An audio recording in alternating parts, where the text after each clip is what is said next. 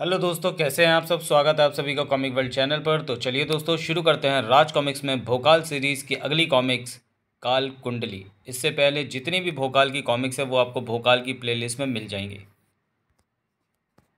भाग्य का लेख जो मनुष्य के जन्म के साथ ही लिख दिया जाता है। सारी दुनिया मानती है कि मनुष्य के लेख को विधाता लिखता है, लेकिन एक व्यक्ति ऐसा भी है जिसका कहना है कि भाग्य को वह लिखता है। ऐसा दावा करने वाले उस व्यक्ति का नाम है काल कुंडली। अपने परम शिष्य काल कुंडली का प्रणाम स्वीकार कीजिए गुरुदेव। काल कुंडली, कई दशकों बाद वापस लौटे हो। कहाँ थे, क्या कर रहे थे। हिमालय की हजारों हाथ गहरी खाइयों में पराशक्ति को इस ज्ञान की खोज में लगा था जिसकी शिक्षा मैंने आपसे पाई थी। और आपको ये जानकर अत्यंत प्रसन्नता होगी कि आपका ये शिष्य सफल होकर लौटा है। वह काल सिद्धि प्राप्त करके जिससे जिसके प्रभाव से मैं मनुष्य के भाग्य के लेख को बदल सकता हूँ। ग्रहों की गतियों को बदलकर किसी की भी जन्म कुंडली के योगों में उलटफेर कर सकता हूँ। और मेरे इस उलटफेर को पलट दे विधाता में भी इतना साहस नहीं है। मेरी काल सिद्धि उसे इतना भ्रमित कर देगी कि उसे भी मेरे लेख के अनुसार चलना होगा। ओह, वास्तव में बहुत बड़ी सिद्धि पाली तुमने काल कुंडली। ये सब आपके आशीर्वाद और शिक्षा से ही संभव हो पाया है गुरुदेव। इसलिए जब तक मैं आपको गुरु दक्षिणा नहीं दे देता तब तक मैं आपके ऋण से मुक्त नहीं हो पाऊंगा। ओह, तो तुम मुझे गुरु दक्षिणा देना चाहते हो। गुरु दक्षिणा के नाम पर हीरे सी चमकने लगी महायोगी योगेश्वर की आंखें।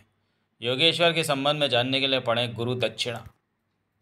जमाने भर की कुटिलता ने चेहरे पर कब्जा जमा लिया और नफरत के साथ होठों पर आया वह नाम, भोकाल।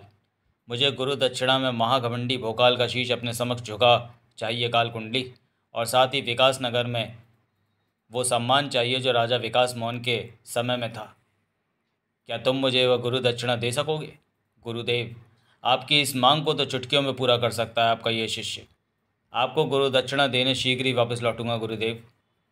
गंगज और लघु घातियों का संकट भोकाल चाचा के सिर डालने के पश्चात भी उनके प्रति गुरुदेव की नफरत कम नहीं हुई है। मैं शीघ्र ही इस लायक बनूंगा कि भोकाल चाचा के प्रति गुरुदेव की नफरत को उनके हृदय से निकाल सकूं। पता नहीं काल कुंडली विकास नगर पहुँच क्या करेगा और उसका सामना कैसे कर पाएंगे मेरे यानी अंकित मोहन के भोकाल चाचा। आपने मेरी पुत्री के विवाह समारोह में आकर मुझे कृतज्ञ कर दिया महाबली। हम सब बड़ी ही बेसब्री से आपके आगमन की प्रतीक्षा कर रहे थे। पंडित जी, फेरे आरंभ कीजिए। पंडित ने वर वधु को खड़ा कर दिया। फेरे आरंभ हुए, लेकिन जैसे ही फेरे समाप्त हुए वैसे ही, अरे ये वर को क्या हुआ। लगता है विवाह होने की खुशी में चकराकर गिर गया। वैद्य को बुलाओ। शीघ्र ही वैद्य आ पहुंचा। ये तो मृत्यु को प्राप्त हो चुके। नहीं, ये अचानक ये कैसे हो गया। इसकी जन्म कुंडली के अनुसार जिसमें साफ लिखा है कि इसके विवाह के दिन ही इसकी मृत्यु हो जाएगी। नहीं, इसी दिन इसका मृत्यु योग लिखा था। विधि का विधान यही है, इसे कोई नहीं बदल सकता। बदल सकता है। काल कुंडली विधि के लेख को बदल सकता है, विधाता के लिखे को मिथ्या सिद्ध कर सकता है। ये गर्व भरे वाक्य सुनकर भोकाल से चुप नहीं रहा गया। मृत्यु एक अटल सत्य है मान्यवर। विधाता का लिखा एक ऐसा विधान जिसे विधाता के सिवा कोई नहीं टाल सकता। इसलिए इस शोक के अवसर पर ऐसी गर्व भरी बातें करके कृपया शोक को और अधिक मत बढ़ाइए। गरज उठा काल कुंडली। तू अभी काल कुंडली की शक्ति को नहीं जानता मूर्ख। लेख लिखने वाला विधाता भी एक दास की तरह मेरा आदेश मानता है। मेरे इस कथन को तू अभी सत्य होते देखेगा। दूसरे ही क्षण काल कुंडली ने अपनी जलती हुई निगाहें आकाश पर टिका दी, जो काल सिद्धि नामक पराशक्ति की सहायता से शीघ्र ही अनंत अंतरिक्ष में ग्रहों की गति का निरीक्षण कर रही थी। अब काल कुंडली की आंखों के सामने थे चलचित्र की भांति परिक्रमा करते ग्रह, और हाथों में थी मृत पड़े वर की कुंडली, जिसके अक्षरों से वह न जाने कैसा खिलवाड़ कर रहा था। कुछ क्षणों के लिए मानो समय रुक गया और फिर हुआ वह चमत्कार। पिताश्री, मेरा बच्चा। वर एक झटके से उठ खड़ा हुआ था और उपस्थित जनसमूह कर उठा वह जयघोष, महापुरुष काल कुंडली की जय। गर्व से सीना चौड़ा करके भोकाल की तरफ पलटा काल कुंडली। तेरी आंखों के सामने ही मैंने विधि के विधान को बदल दिया है। इस युवक की आयु मैंने 100 वर्ष और बढ़ा दी है। इसलिए बोल भोकाल, धरती के इस विधाता की तू भी जय बोल। ना भोकाल के पास कुछ बोलने को था और न वह कुछ बोला, जबकि काल कुंडली के कंठ से निकलता एक एक शब्द अभी भी गर्व से भरा हुआ था। आज तेरे मुख से मेरी जय जयकार के शब्द नहीं फूट रहे भोकाल तो कोई बात नहीं, लेकिन शीघ्र ही तू चीख चीख कर मेरा जयकारा लगाएगा। हा हा हा हा हा। काल कुंडली के स्वर में चुनौती है, चाहकर भी मैं जिसका उत्तर इस समय नहीं दे सकता, क्योंकि अपनी सिद्धि से वर को जीवित करके इस समय ये यहाँ उपस्थित जन समूह का भगवान बन गया है। लेकिन शीघ्र ही मैं इसे ये बता दूंगा कि किसी सिद्धि के बल पर चमत्कार करने वाला विधाता नहीं बन सकता, कभी नहीं बन सकता। ओह पा पा। अचानक भोकाल की तंद्रा को तेज झटका लगा। उन कुत्तों की वजह से जो खूंखार ढंग से लार टपकाते उसी की तरफ बढ़े आ रहे थे, उसके जिस्म का मांस नौच लेने के लिए, उसे फाड़ खाने के लिए। क्या हुआ इन श्वानों को? एकाएक मुझ पर क्यों झपट पड़ी है? और आश्चर्यजनक बात यह है कि ये मात्र मुझ पर ही आक्रमण कर रहे हैं, किसी अन्य को ये कुछ नहीं कह रहे। मुझे उनसे छुटकारा पाना होगा और खून खराबा किए बिना ऐसा करने का सीधा सा उपाय है पा पा कि मैं अपने पंखों की सहायता से आकाश में उड़ जाऊं। अब ठीक है। अब श्वान नीचे खड़े रहकर भौंकते रहने के सिवा कुछ नहीं कर सकते। अब मैं वापस अपने रथ पर पहुंचूंगा। आ खच चिया। उफ, इन गिद्धों ने तो मुझ पर ऐसे आक्रमण किया जैसे मैं जीवित ना होकर गोश्त का टुकड़ा हूँ। ओह क्वाक क्वाक। पीछे मचे उस शोर ने भोकाल को चौंका दिया और यह बता दिया कि उसे गोश्त का टुकड़ा समझने वाले वे ही गिद्ध नहीं थे बल्कि सैकड़ों हजारों थे। क्वाक क्रिया चिया।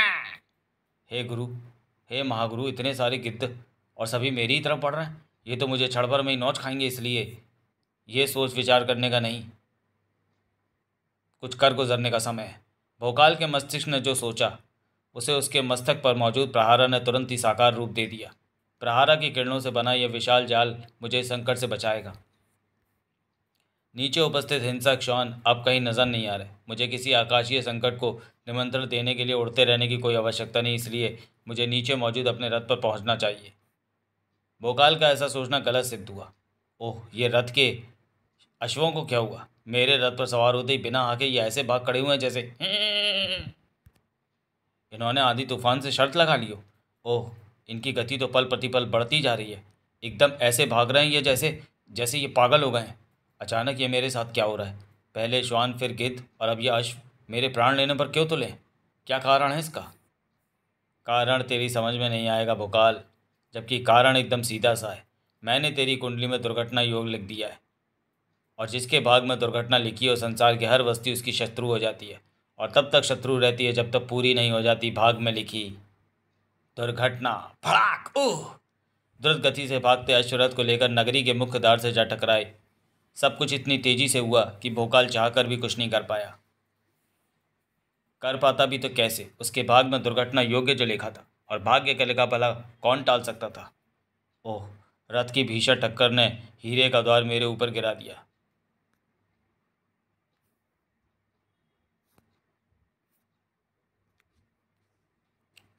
मुझे इस हीरे को तुरंत ही अपने ऊपर से हटाना होगा। उफ उफ, माया नगरी से जिन हीरों का अधिक्रूर अपने एक ही हाथ से उठा लाया तो उसे मैं तनिक भी हिला नहीं पा रहा हूँ। ये सब जानने के लिए पढ़े पूर्व प्रकाशित कॉमिक माया जाल। अब अगर मृत्यु आने तक मैं इसी के नीचे दबा रहना नहीं चाहता तो मुझे पुकारना ही होगा। भोकाल! महागुरु भोकाल की असीमित शक्ति आ समाई थी भोकाल के शरीर में। अब उसके लिए न उन हीरों को अपने ऊपर से हटा लेना बड़ी बात थी और न उसे पहले की बात स्थापित करना। अब सब कुछ पहले जैसा शांत था।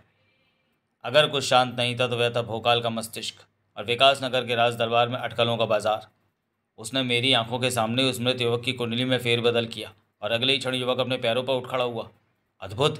विधि के विधान को मिटाकर अपना विधान लिखने वाला भी कोई व्यक्ति संसार में होगा, ऐसा नहीं सुना था। जिसके बारे में सुना नहीं उसे साक्षात अपनी आंखों से देख भी लेना। महारानी ने काल कुंडली को राज दरबार में आने का न्योता दिया है।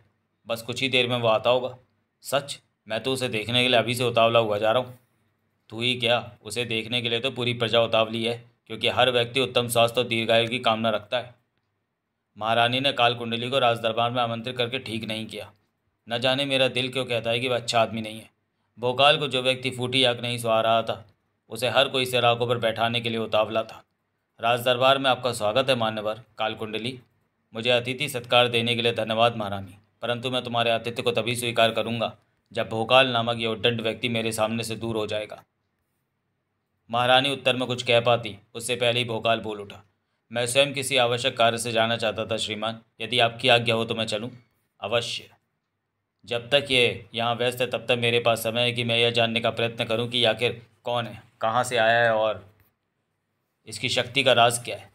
बहुत चतुर समझता अपने आप को। जानता है मैंने तुझे यहाँ से भेजने की योजना क्यों बनाई है। मैंने तेरे भाग में लिख दिया है विकलांग योग, और तू उस योग से कदापि नहीं बच सकता। अब गुरुदेव को पहले जैसा सम्मान दिलाने के लिए मैं विकासनगर का राजा बनूंगा, क्योंकि भोकाल की कुंडली में विकलांग योग लिखने के साथ साथ मैंने अपनी कुंडली में लिख दिया है राजयोग। इधर एक षड्यंत्रकारी का राज दरबार में भव्य स्वागत हो रहा था, और इधर उसके अतीत को जानने के लिए भोकाल जैसा राष्ट्रभक्त जंगल की खाक छान रहा था। मेरे विचार से काल कुंडली राज्य के इन्हीं जंगलों में से कहीं से आया है। अगर मैं उसके ठिकाने को खोज लूँ तो उसके अतीत को खोजना मेरे लिए ज़्यादा कठिन नहीं होगा। भोकाल पूरी तरह काल कुंडली के विचारों में ही खोया हुआ था। अगर ऐसा ना होता तो वह अपने सिर पर मंडराते हुए संकट से अनभिज्ञ ना होता। अपने पिता के हत्यारे भोकाल की तलाश में तो मैं था, लेकिन वह इतनी आसानी से मुझे मिल जाएगा ये नहीं पता था। अब अगर वह मेरे हाथों से बचकर कहीं जाएगा तो सीधा यमराज के पास। भोकाल को पता ही नहीं चला कि कब वह उस अनोखे और मजबूत जाल में फंस गया और कब नीचे आ गिरा। भड़ाक! ओह, ये कौन है जिसने मुझे जाल में फंसाकर नीचे गिरा है? जवाब में मानो सैकड़ों सिंह एक साथ गरजों। ये मैं हूँ और मेरा नाम है शिकारा, राजा आखेटक का बेटा और तेरा काल। आखेटक के बारे में जानने के लिए बढ़े आखेटक। अच्छी तरह पहचान लो मुझे भोकाल, क्योंकि यमराज जब तुझसे मृत्यु के बारे में पूछे तो उन्हें मेरा नाम बता देना।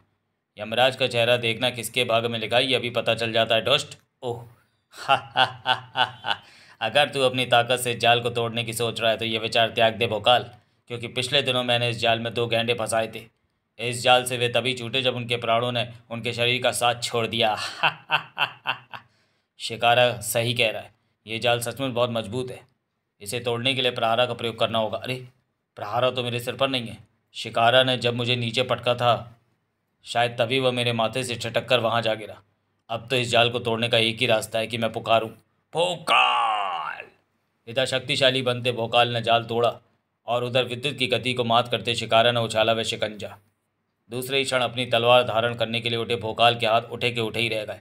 ओह, सुना है अपनी तलवार पाकर तू बहुत विध्वंसक हो जाता है, इसलिए मैंने तेरे हाथों को जकड़ लेने वाले उस शिकंजे का प्रयोग किया ताकि तू अपनी प्रलयंकारी तलवार न पकड़ सके, और तलवार न पकड़ पाने का दुख अपने साथ लेकर ही संसार से विदा हो जाए। तेरे पिता भी यही इच्छा लेकर भोकाल के सामने आया था, लेकिन अपनी इच्छा के साथ ही समाप्त हो गया। तू भी वैसे ही समाप्त होगा। धड़ाक! मेरे पिता महान शिकारी ज़रूर था, लेकिन अपनी कला के साथ बुद्धि का प्रयोग करना नहीं जानता था, जबकि मैं अपनी कला और अपने हथियारों के साथ साथ अपनी बुद्धि का पूरा पूरा प्रयोग करता हूँ।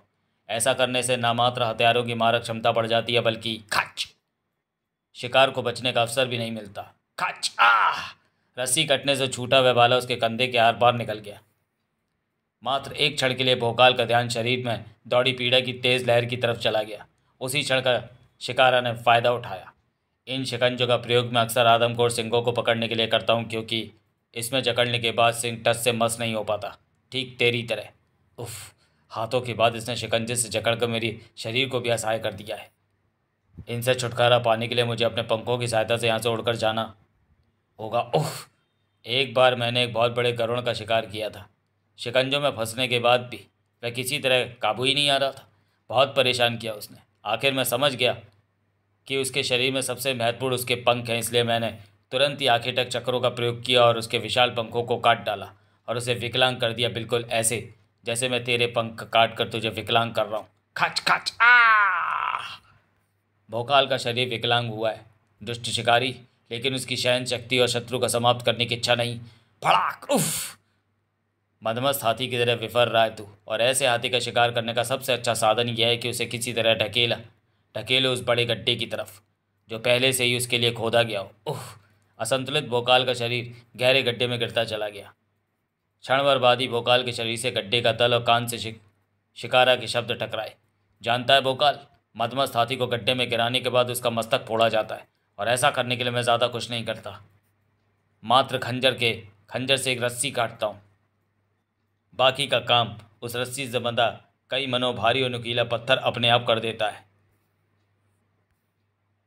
भारी और नुकीले पत्थर के सामने आज हाथी नहीं भोकाल था, और ये बात कोई बच्चा भी सोच सकता है कि जो पत्थर हाथी जैसे जानवर के मस्तक की चटनी बना सकता है, उसने उस भोकाल का क्या हाल करना है, जो अपने भाग्य के लेख में लिखे विकलांग योग के प्रभाव से अपने पंख गंवाकर विकलांग हो चुका था।